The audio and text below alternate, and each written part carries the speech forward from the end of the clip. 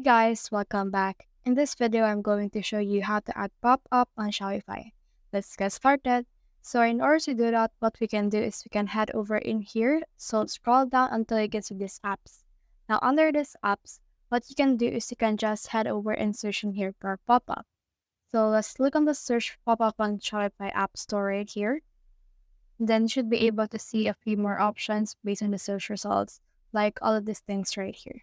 But what I can recommend you for pop-ups is this power pop-ups right here, which is a sales pop-up. But if you want an email pop-up, then you can do this e-com send pop-ups right here. So let's head over and just click on this one. As you can see, they have a free plan available. So click on install right here, and then this will open a new window that will actually ask you if you want to grant them access. So let's try to install it from in here. Click on this. Then once you have click on that, it will install a specific application to your store. So as you can see right here, it is loading. Now once it's done loading, you can see in here the actual dashboard of that application that will open up.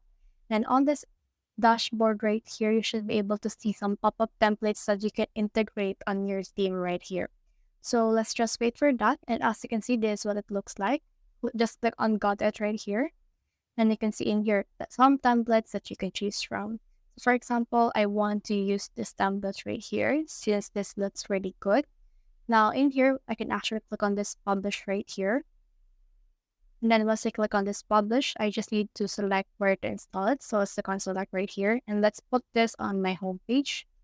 And then this is what it looks like. Just let's first copy it and click on install in Shopify theme editor. And then as you can see, it will load in here on my Shopify store. Now it will open my actual customizer. And this editor right here will open the app embeds. And as you can see, this is what it will look like right here. So you just need to paste in here the app ID, which is this one right here that we have installed earlier.